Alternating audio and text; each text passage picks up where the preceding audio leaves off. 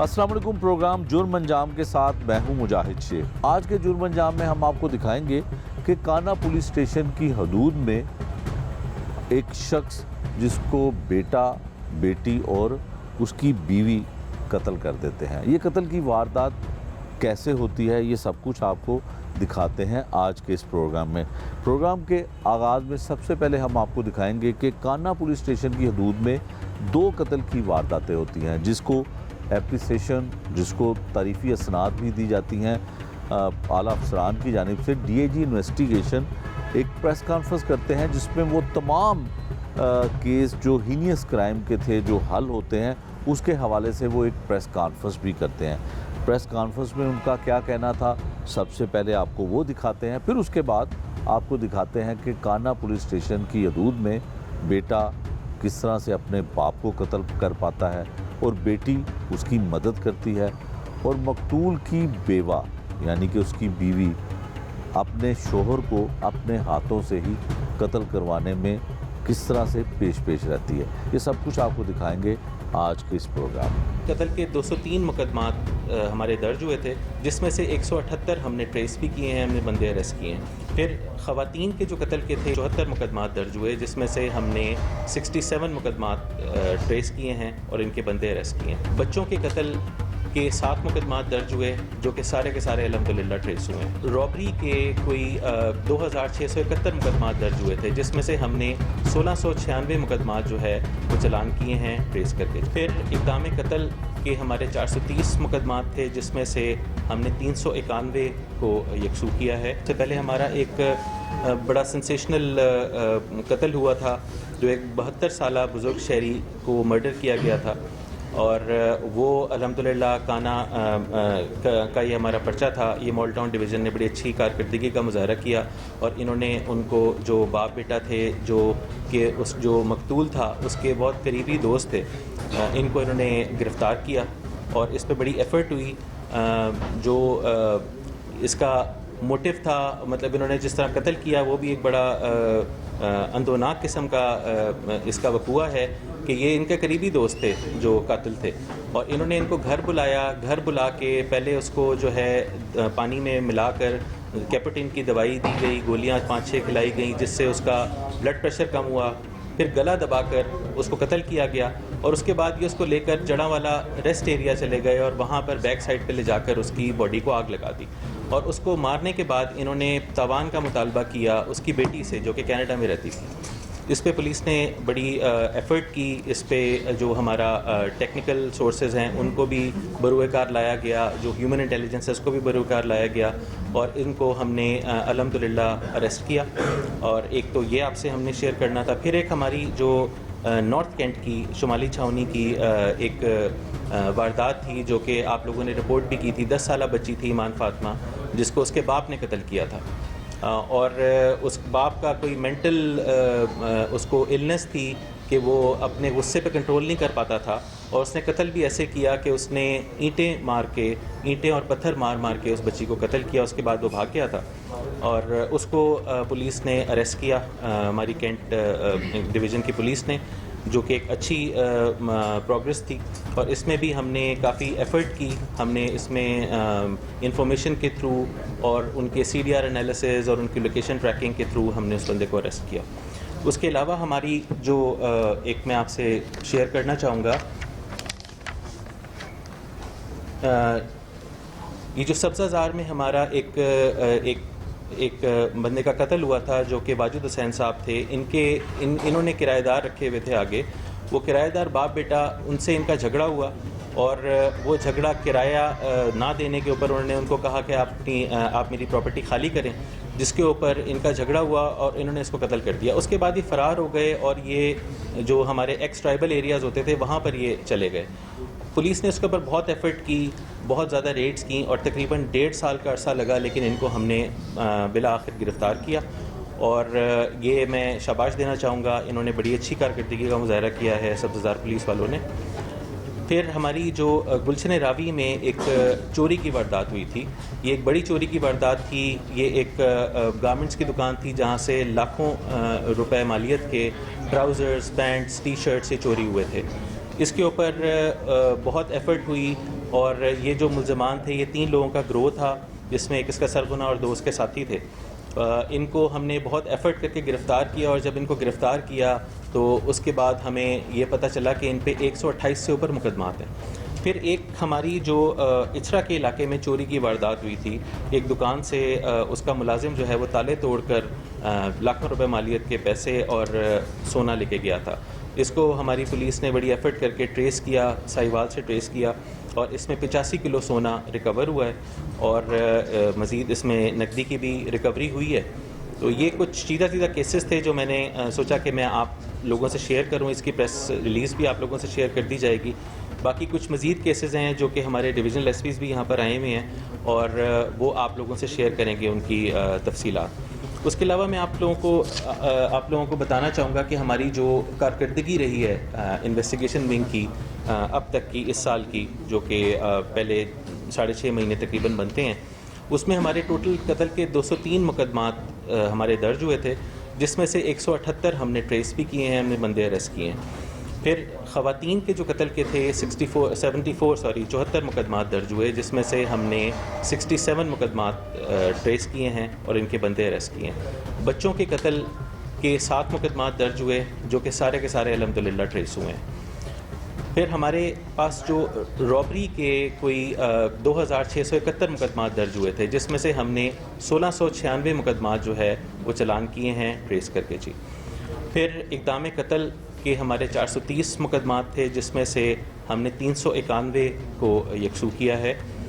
ख़वातीन के अगवा और कत्ल की वारदातें, जो कि हमारी एक गवर्नमेंट की प्रायोरिटी भी है और हमारा फोकस है इस वक्त, जो ख़वातीन और बच्चों के साथ जो उनके अगवा होता है या ज़्यादती होती है, तो उसमें हमारी जो प्रोग्रेस है ये बड़ी अच्छी सेटिस्फैक्ट्री रही है लाहौर पुलिस की सो फार।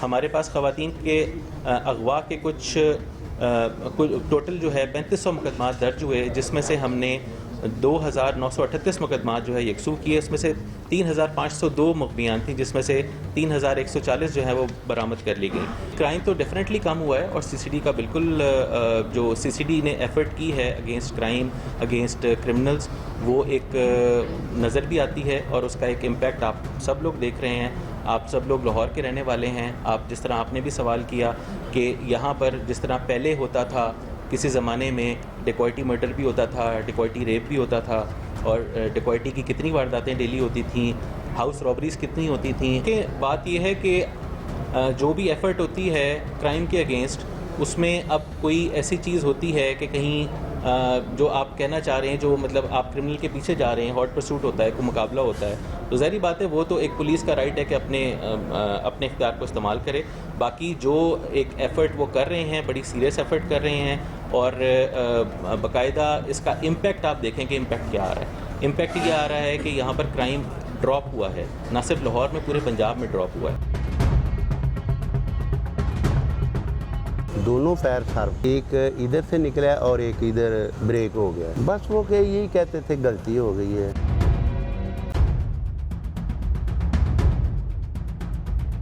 गाड़ी तबाह हो गया, छोटी बेटियों का कोई वाली वारस नहीं।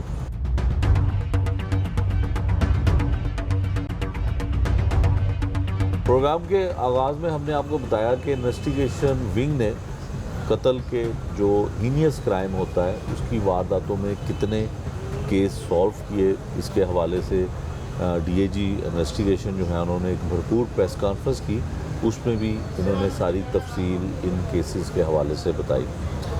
इसी प्रेस कॉन्फ्रेंस में एक ज़िक्र होता है ऐसे कत्ल का जो छत पे सोया हुआ एक शख्स था और उसको अचानक जो है वो कत्ल कर दिया जाता है और कत्ल करने के बाद उसकी बीवी जो है उस मुकदमे की मुद्दई बनती है। पुलिस जो है काना पुलिस स्टेशन जो है उसमें मुकदमा दर्ज कर लिया जाता है। मुकदमा दर्ज करने के बाद तफ्तीश का आगाज़ हो जाता है और दौरान तफ्तीश इस बात का इंकशाफ होता है कि कातिल कोई और नहीं, उसकी अपनी ही बीवी है। और ये मामला और ये तफ्तीश किस तरह से आया होता है, सारा किस्सा ये हम आप पुलिस की ज़ुबानी सबसे पहले जानते हैं। जो इस केस के आईओ हैं शबीर सब इंस्पेक्टर हैं और इन्वेस्टिगेशन ऑफिसर हैं इस केस के, इनकी ज़ुबानी जानते हैं कि कैसे कत्ल की वारदात होती है और मुलज़मा जो पहले मुकदमे की मुद्दई थी कैसे इन तक तमाम इंफॉर्मेशन पहुंचती है। शबीर साहब बहुत शुक्रिया। शबीर साहब ये बताएं कि ये कत्ल कैसे हुआ और बीवी जो थी वो मुकदमे की मुद्दई थी, बाद में वही मुलज़मा निकल आई? जी, ये चांद रात ईद वाले दिन रात एक बाइक के 8 मिनट पे 15 की कॉल हुई है। ठीक है। मैं और दीगर अफसरान, DSP साहब, इंचार्ज साहब, सारे ऑपरेशन वाले भी मौके पे पहुँचे।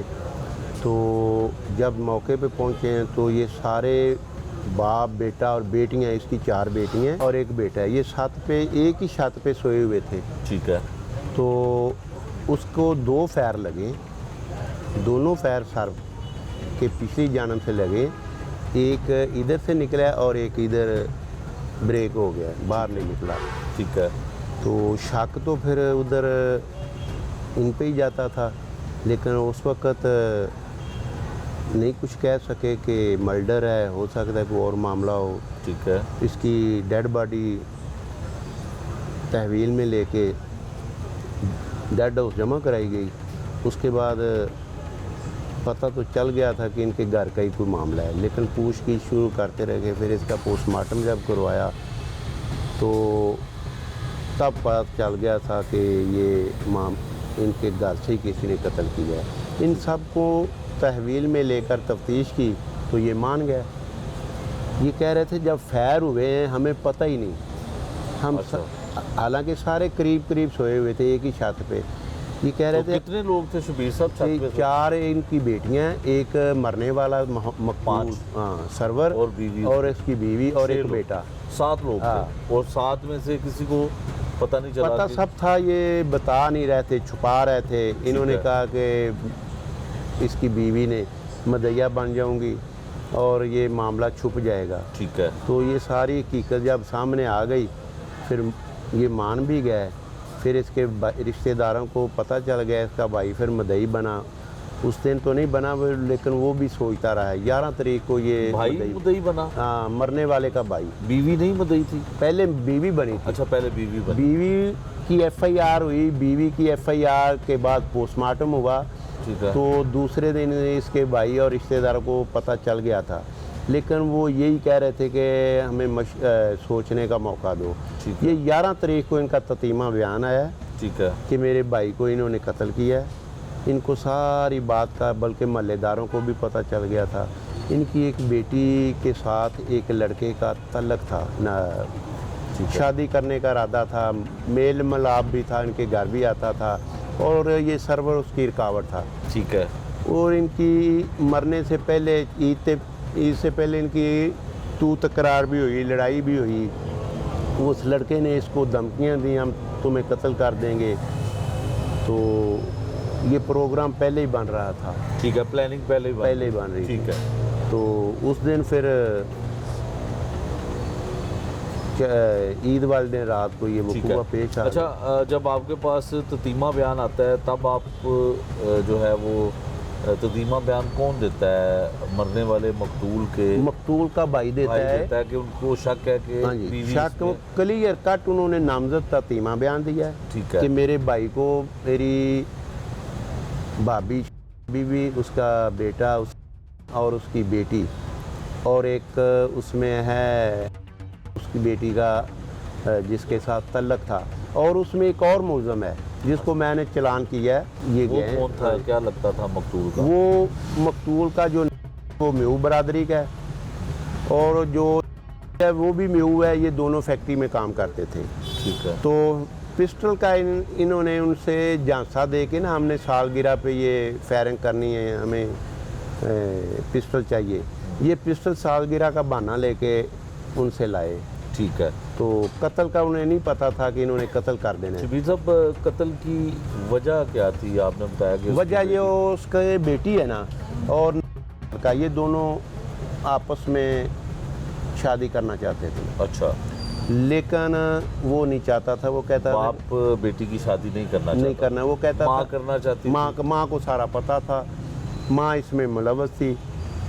उसका जो सरवर मकतूल है वो इनको कहता था कि वो म्यू है, हम मलक हैं, हमारी बरादरी लहदा है, उनकी लहदा है, हम शादी नहीं करेंगे। इन्होंने फिर प्लानिंग बना के उनको रास्ते से हटाने के लिए ये सारा मामला किया है। ठीक हो गया। अच्छा शबीर साहब, कितने मुलजिम गिरफ्तार हुए? 5।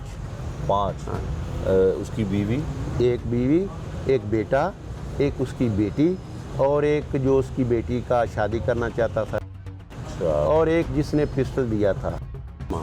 तो तमाम लोगों को जेल भिजवा जी, दिया, तमाम चालान को कर दिया गया। चालान कर दिया गया। गोली किसने मारी थी? मैंने, वो कौन है? उसका बेटा, सगे बेटे ने सबके बेटे ने। बाप को मारा। जी। और तमाम राजदान जो थी वो माँ भी थी और मकतूल की बीवी भी थी। जी और बेटियों को भी पता था। जी पता था। शबीर साहब, आपकी भी सर्विस काफ़ी हो गई इस डिपार्टमेंट में, क्या आपको लगता है कि सिर्फ शादी से इनकार पर, शादी ना करने से जो है वो एक शख्स को बेटा भी मार दे, बेटी भी उसमें मुलविस हो, बीवी भी उसमें मुलविस हो, कोई मामला और तो नहीं था? नहीं, और मामला नहीं था। ये मदई भी इंशाल्लाह आपको पूरी तफसील बता देगा। कोई और मामला नहीं था, यही मामला था। अच्छा। तो उनके घर में इनसे मरने से पहले छोटी मोटी लड़ाइयाँ भी होती थी, तो बस ये जो शादी का ही इनका मामला था। जब कत्ल हुआ, जो 5 लोग जेल में हैं जिसमें से एक से पिस्टल लिया, जी। तो क्या आप समझते हैं कि चारों लोग उस वक्त मौके पे मौजूद थे? 4 तो मौके पे ही, जब ये वकूआ हुआ है मौके पे ही मौजूद हैं। एक मौके पे मौजूद नहीं था जो उसने पिस्टल दिया। पिस्टल दिया था। बाकी 4 ही मुलवस भी हैं और मौके पे भी मौजूद हैं। ठीक है। शबीर साहब, आपने इन्वेस्टिगेशन किया, इनके साथ जब आपकी गुफ्तगू हुई मुसलमान की, बेटियां तो बाप के साथ बड़ा प्यार करती थी, बेटी क्या कहती थी, बेटा क्या कहता था, बीवी क्या कहती थी, कोई नदामत थी? बस वो के यही कहते थे गलती हो गई है, हमने जो कर इतनी बड़ी गलती? हाँ जी, जो किया है। हालांकि उसकी छोटी 3 बेटियां हैं, वो छोटी हैं, तो उसके नानके उनको ले गए, मामू वगैरह ले गए, उन्होंने मदरसों में दाखिल करवा दिया है। गाड़ी तबाह हो गया, छोटी बेटियों का कोई वाली वारस नहीं, तो इसको रखने को तैयार नहीं था, फिर उन्होंने उनको मदरसों में दाखिल करवाया। मरने वाला जो था उसका कोई किसी और वजह से भी कोई बीवी के साथ झगड़ा रहता था या सिर्फ यही बात थी? यही बात थी, उससे पहले कोई नहीं था। तो करता क्या था? खर्चे का घर में जो मामला होता था ना, खर्चे की लड़ाई होती थी। जो उसका बेटा उसके साथ मजदूरी करता था, वो 1000 रुपया उसकी दिहाड़ी थी, वो भी वो मतलब है उसके बाप के पास ही रहती थी। इसी वजह से उनकी माँ जो है ना उसको ब्रीफ करती रहती थी कि मुझे खर्चा नहीं देता। तो मकतूल क्या करता था?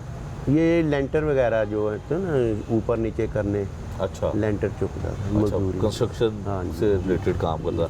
अच्छा, ये बताइएगा कि अब कौन केस को परसू कर रहा है? उसका भाई सुल्तान। सुल्तान जी। लेकिन वो ताउन कर रहे हैं पुलिस से कि हाँ पुलिस अपने तौर पे ज़्यादा? नहीं, हमने जो भी किया है मेरिट पे किया है, और उनको तंग नहीं किया, उनको किसी किस्म की मतलब है नहीं, वो गरीब, बेसिकली गरीब लोग हैं, तो मैं उनके साथ पूरा तामन किया है। वो आपको बताएगा मेरे मतलब इंशाल्लाह। आपने एक ऐसा कत्ल जिसको ट्रेस किया और डीआईजी इन्वेस्टिगेशन ने इस हवाले से प्रेस कॉन्फ्रेंस भी की, उसमें भी मुलजमान आपने शायद लेकर गए थे, तो कोई इनामो इकराम जो है कोई आपको दिया, कोई तारीफी? वो चल रहा है प्रोसेस, इंशाल्लाह होगा। डीआईजी साहब ने जी। शाबाश दी? जहाँ शाबाशी भी दी, नाम भी दिए, वो इंशाल्लाह होगा। ठीक है। ये थे जी आईओ ऑफिसर थे, इन्वेस्टिगेशन ऑफिसर थे इस केस के, शबीर साहब, जिन्होंने तमाम तफसीलात हमें बताई कि कत्ल की वारदात जो है वो कैसे हुई और कत्ल करने वाला कौन था, उसका शोहर जो बीवी ने कत्ल किया और उसके साथ उसका बेटा था जो बाप को कत्ल करता है, बेटी भी मुलव्वस थी। 5 लोग जो हैं इसमें मुलजिम करार पाए, जिसको पुलिस ने इन्वेस्टिगेशन के बाद उनको मुलजिम करार दिया और उनको जेल भिजवा दिया। इस केस से जुड़े और लोग क्या कहते हैं और इंचार्ज इन्वेस्टिगेशन का कहना क्या है, ये भी हम आपको आगे चल के दिखाते हैं।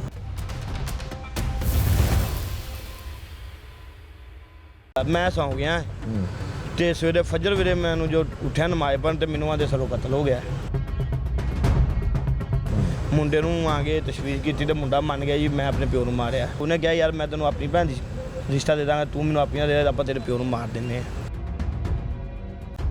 ਉਹਨਾਂ ਆਪ ਹੀ ਮਾਰ ਕੇ ਨਾਲ ਸਾਨੂੰ ਇਹ ਕਹਿ ਰਹੇ ਨੇ ਵੀ ਸਾਨੂੰ ਨਹੀਂ ਪਤਾ ਕੌਣ ਫਾਇਰ ਮਾਰ ਗਿਆ। कोई शर्मिंदगी नहीं बेटे और ਕੋਈ बेटी ਵੀ ਨਹੀਂ, ਕੋਈ ਵੀ ਨਹੀਂ, बीवी के चेहरे पे भी ਕੋਈ ਚੱਕਰ ही नहीं है ਭਾਂ। मकतूल सरवर के केस के हवाले से भी जो आईओ थे इन्वेस्टिगेशन ऑफिसर, उन्होंने हमें तफसील बताई। अब हम बात करते हैं मकतूल के करीबी रिश्तेदार और इनके छोटे भाई इस मुकदमे के चशमदीद गवाह भी हैं। मोहम्मद शफीक साहब हैं। मोहम्मद शफीक साहब, क्या हुआ? सरवर को किसने कत्ल किया और कत्ल की वजह क्या थी? ਇਹ ਕਤਲ ਦੀ ਵਜ੍ਹਾ ਇਹ ਹੈਗੀ ਹੈ ਜਿਹੜਾ ਮੁੰਡੇ ਨੇ ਕਤਲ ਮੈਂ ਉਹਨੇ ਕੀਤਾ ਹੈ ਨਾ, उन्हें अपने वालिद ਨੂੰ कत्ल ਕੀਤਾ? ਵਾਲਦ ਨੂੰ ਕਤਲ ਕਰਵਾਇਆ ਗਿਆ ਹੈ। अच्छा, ਨਾਲ ਉਹ ਮੁੰਡਾ ਮੁਨੱਸਬ ਨਾਲ मुलव्वस ਸੀ? ਹਾਂਜੀ कौन है वो? ਉਹ ਉੱਥੇ ਉਹਨਾਂ ਦਾ ਮਸਾਇਆ ਹੀ ਲੱਗਦਾ ਮਿਓ ਏ। ਤੇ ਉਹ ਇਸ ਕਤਲ ਹੋਣ ਤੋਂ ਪਹਿਲੇ ਕੋਈ 3-4 ਮਹੀਨੇ ਤਕਰੀਬਨ ਪਹਿਲੇ ਦੀ ਗੱਲ ਏ, ਉਹਨੇ ਨਾ ਵੀਡੀਓ ਗਲਤ ਬਣਾ ਕੇ ਤੇ ਉਹ ਕੁੜੀ ਨਾਲ ਉਹਨੇ ਸੈਂਡ ਕੀਤੀ ਏ। ਕਿਨੂੰ? ਉਹਨੇ ਆ ਨੈਟ ਤੇ ਸੁੱਟੀ ਏ। ਅੱਛਾ, TikTok ਤੇ ਉਹਦੀ ਸੁੱਟੀ ਏ। ਮਰਨ ਵਾਲੇ ਦੀ ਬੇਟੀ ਦੀ ਵੀਡੀਓ? ਬੇਟੀ ਦੀ ਅੱਛਾ, ਇੱਕ ਦੂਜੇ ਬੰਦਿਆਂ ਨਾਲ ਉਹਨਾਂ ਨੇ ਸੁੱਟੀ ਏ ਤੇ ਅਸੀਂ ਉਸ ਨੂੰ ਬੁਲਾ ਕੇ ਤੇ ਅਸੀਂ ਉਹਨੂੰ ਝਿੜਕਿਆ ਚੰਬਿਆ ਹੈ। ਕੋਈ 2 ਚਪੇੜਾਂ ਵੀ ਮਾਰੀਆਂ ਨੇ ਤੇ ਉਹ ਵਿੱਚੋਂ ਹਟਿਆ ਰਿਹਾ ਹੈ। ਉਹਦਾ ਮੁੰਡਾ ਜਿਹਨੇ ਨਾਲ ਮਾਰਿਆ ਉਹਨੇ ਵੀ ਮਾਰਿਆ ਤੇ ਉਹਨੂੰ ਆਂਦਾ ਸੀ ਯਾਰ ਮੈਂ ਤੇਰੇ ਅੱਬੂ ਨੂੰ ਕਤਲ ਜਾਂ ਮੈਂ ਤੈਨੂੰ ਮਾਰ ਦੇਣਾ ਜਾਂ ਤੇਰੇ ਅੱਬੂ ਨੂੰ ਮਾਰਨਾ। ਠੀਕ ਹੈ। ਉਸ ਤੋਂ ਬਾਅਦ ਫਿਰ ਉਹਨਾਂ ਘਰ ਆਉਂਦਾ ਜਾਂਦਾ ਰਿਹਾ ਹੈ। ਇਹ ਸਰਵਰ ਜਿਹੜਾ ਸੀ ਡੱਕਦਾ ਸੀ, ਇਹ ਮਜ਼ਦੂਰੀ ਕਰਨ ਜਾਂਦਾ ਸੀ, ਲੈਂਟਰ ਜੇ ਚਕਿੰਦੇ ਨੇ ਚੁੱਕਦਾ ਸੀ ਤੇ ਮਜ਼ਦੂਰੀ ਤੋਂ ਜਦੋਂ ਰਾਤ ਸ਼ਾਮ ਨੂੰ ਹੀ ਆਉਣਾ ਹੈ ਉਸ ਟਾਈਮ ਤੇ ਨਹੀਂ ਸੀ ਵੜਨ ਦਿੰਦਾ, ਅੱਗੇ ਪਿੱਛੇ ਡੱਕਦਾ ਡੁੱਕਦਾ ਸੀ। ਤੇ ਇਹ ਤੇ ਮੇਰੇ ਛੋਟੇ ਭਾਈ ਦੇ ਨਾਲ ਹੀ ਗਿਆ ਵੀ ਕੰਮ ਤੇ ਹੀ ਤੇ ਉਹਨਾਂ ਜਾਨਵਰ ਕਰਨ ਜ਼ਿਬਾ ਗਿਆ ਹੈ। ਠੀਕ ਹੈ। ਤੇ ਜਾਨਵਰ ਜ਼ਿਬਾ ਕਰਕੇ ਆਏ ਨੇ। ਮੈਂ ਤਕਰੀਬਨ 9:30 ਵਜੇ ਨਾ ਆ ਕੇ ਇਸ਼ਾ ਦੀ ਨਮਾਜ਼ ਪੜ੍ਹੀ ਗਈ ਤੇ ਮੈਂ ਆ ਕੇ ਲੰਮੇ ਪੈ ਗਿਆ ਤੇ ਇਹ ਸਮਾਨ ਲਾਉਣ ਆਏ ਨੇ। ਚੰਗਾ ਪਲਾਸ ਦਾ ਖੇੜਾ ਸਮਾਨ ਲਾ ਕੇ ਗਿਆ ਸਾਡੇ ਘਰ। ਸਮਾਨ ਲਾ ਕੇ ਗਿਆ 11:30 ਵਜੇ ਦਾ ਤਕਰੀਬਨ। ਬੱਚੇ ਉਹਨਾਂ ਦੇ ਘਰ ਆਏ ਨੇ ਸਾਡੇ। ਉਹਨਾਂ ਨੇ ਕਿਹਾ ਜੀ ਸਾਡੇ ਅੱਬੂ ਦੇ ਨੱਕ ਮੂੰਹ 'ਚੋਂ ਖੂਨ ਆਉਂਦਾ, ਪਤਾ ਨਹੀਂ ਕੀ ਹੋਇਆ। ਠੀਕ ਹੈ।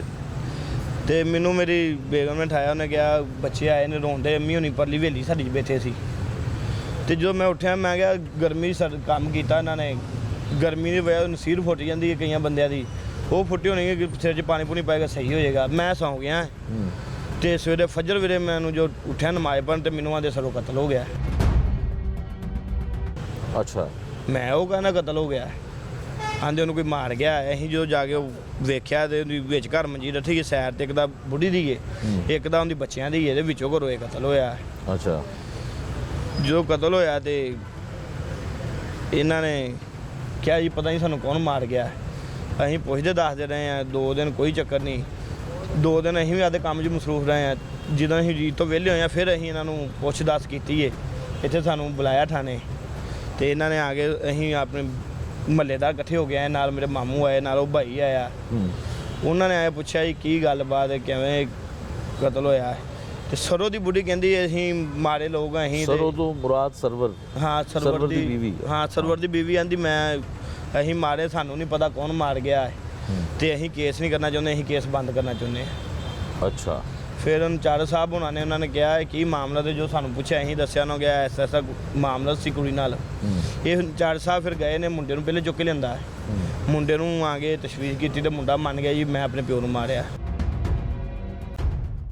ਠੀਕ ਹੈ। ਫਿਰ ਬਾਅਦ ਜੋ ਮੁੰਡੇ ਨੂੰ ਪੁੱਛਿਆ ਤੇ ਨਾਲ ਕੌਣ ਸੀ, ਉਹਨੇ ਕਿਹਾ ਮੇਰੇ ਨਾਲ ਉਹ ਮੁੰਡਾ ਸੀ ਜਿਹੜੇ ਮਿਓ ਨੇ ਮਾਰਿਆ। ਜੋ ਮਿਓ ਤੋਂ ਪੁੱਛ ਦੱਸ ਕੀਤੀ ਤੇ ਮਿਓ ਨੇ ਕਿਹਾ ਹਾਂ ਮੰਨ ਗਿਆ ਅਸੀਂ ਮਾਰਿਆ। ਤੇ ਉਹਨਾਂ ਕਿਹਾ ਵਜ੍ਹਾ ਕੀ, ਉਹਨਾਂ ਕਿਹਾ ਵਜ੍ਹਾ ਇਹ ਮੈਨੂੰ ਡੱਕਦਾ ਸੀ ਘਰ ਆਉਣ ਤੋਂ। ਮੈਂ ਇਹਨੂੰ ਉਹਨਾਂ ਮੇਰੇ ਨਾਲ ਕੁੜੀ ਦੀ ਅੱਜ ਦੀ ਸ਼ਾਦੀ ਕਰੋ ਤੇ ਇਹ ਨਹੀਂ ਮੰਨਦਾ। ਮਾਂ ਆਂਦੀ ਜਿਹੜੀ ਸੀ ਉਹ ਆਂਦੀ ਸੀ ਤੇਰੀ ਮੈਂ ਕੁੜੀ ਦੀ ਸ਼ਾਦੀ ਕਰ ਦਿੰਦੀ ਆ ਤੇ ਤੂੰ ਸਰੋਂ ਨੂੰ ਮਾਰ ਦੇ ਤੇ ਫਿਰ ਸ਼ਾਦੀ ਹੋਣੀ, ਨਹੀਂ ਤੇ ਮੁੰਡੇ ਦਾ ਇਹਨੇ ਕੁੜੀ ਦਾ ਇਹਨੇ ਸਰੋਂ ਨੇ ਵਿਆਹ ਬਾਹਰ ਕਰ ਦੇਣਾ। ਇੰਨੀ ਦੇਰ 6 ਮਹੀਨੇ ਤੋਂ ਜੋ ਮੁੰਡਾ ਇੱਥੇ ਮੰਨਿਆ ਆ ਵੀ ਉਹਨੇ ਕਿਹਾ ਮੈਂ 6 ਮਹੀਨੇ ਤੋਂ ਅਸੀਂ ਪਲੈਨਿੰਗ ਕਰਦੇ ਪਏ ਹਾਂ। ਅੱਛਾ। ਤੇ ਤੇ 6 ਮਹੀਨੇ ਤੋਂ ਥੱਕਿਆ ਵਿਚਾਰਾ ਆਇਆ ਸੀ ਉਦੋਂ ਉਹ ਸਾਰੀ ਦਿਹਾੜੀ ਜਾਨਵਰ ਜ਼ਿਬਾ ਕੀਤੇ ਨੇ ਤੇ ਉਹ ਸੌਂ ਗਿਆ ਤੇ ਇਹਨਾਂ ਨੇ ਕਤਲ ਕਰਤਾ ਇਹਨੇ ਸਰੋਂ ਦੇ ਮੁੰਡੇ ਨੇ ਤੇ ਮਿਓ ਨੇ ਨਾ ਦੋ ਨੇ ਮਾਰਿਆ ਦੋਨੋਂ। ਅੱਛਾ ਮੈਨੂੰ ਇਹ ਦੱਸੋ ਕਿ ਇਹ ਤੁਹਾਡਾ ਕਰੀਬੀ ਰਿਸ਼ਤਾ ਵੀ ਸੀ, ਰਿਸ਼ਤੇਦਾਰ ਵੀ ਸੋ ਹਾਂਜੀ ਮਹੱਲੇਦਾਰ ਵੀ ਸੀ ਮਹੱਲੇਦਾਰ ਵੀ ਸੋ ਸਰਵਰ ਦੇ, ਹਾਂਜੀ ਤੇ ਕਿਸੇ ਹੋਰ ਵਜ੍ਹਾ ਤੋਂ ਬੀਵੀ ਨਾਲ ਜਾਂ ਬੇਟੇ ਨਾਲ ਕੋਈ ਇਖਤਲਾਫ ਤੇ ਨਹੀਂ ਰਹਿੰਦਾ ਸੀ? ਕੋਈ ਇਖਤਲਾਫ ਨਹੀਂ ਸੀ ਹੈਗਾ। ਇਹ ਹੁਣ ਆਪਣੇ ਮੂੰਹ ਦੀਆਂ ਗੱਲਾਂ ਜੋ ਮਰਜ਼ੀ ਕੀਤੀਆਂ ਨੇ। ਉਹਨੇ ਨਿਗਾਇਆ ਇੱਕ ਕੱਲਾ ਪੁੱਤਰ ਸੀ। ਇਹ ਸਾਨੂੰ ਪਤਾ ਉਹਨੇ ਕਿਸ ਤਰ੍ਹਾਂ ਪਾਲੇ ਇਹਦੇ ਨਾ ਲੱਤ ਟੁੱਟ ਗਈ ਤੇ ਰੇਸ਼ਾ ਪੈ ਗਿਆ ਸੀ।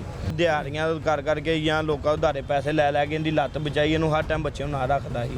ਅੱਛਾ। ਸਿਰਫ ਬੱਚੇ ਨੂੰ ਲਾਲਚ ਉਹਨਾਂ ਇਹ ਦਿੱਤੀ। ਮਿਓ ਨੇ ਕਿਹਾ ਯਾਰ ਮੈਂ ਤੈਨੂੰ ਆਪਣੀ ਭੈਣ ਦੀ ਰਿਸ਼ਤਾ ਦੇ ਦਾਂਗਾ, ਤੂੰ ਮੈਨੂੰ ਆਪਣੀਆਂ ਦੇ, ਆਪਾਂ ਤੇਰੇ ਪਿਓ ਨੂੰ ਮਾਰ ਦਿੰਦੇ ਹਾਂ। ਹਾਂ ਅੱਛਾ। ਇਸ ਭਲਚੇ ਜਾ ਕੇ ਮੁੰਡੇ ਨੇ ਨਾਲ ਰਲ ਗਿਆ ਤੇ ਮਾਂ ਜਿਹੜੀ ਸੀ, ਮਾਂ ਉਹਦੀ ਤਨਖਾਹ ਆਈ ਖਵਾ ਖੂ ਦਿੰਦਾ ਸੀ ਉਹਨਾਂ ਨੂੰ। ਬਹੁਤਾ ਰਹਿੰਦਾ ਵੀ ਉਧਰ ਹੀ ਸੀ।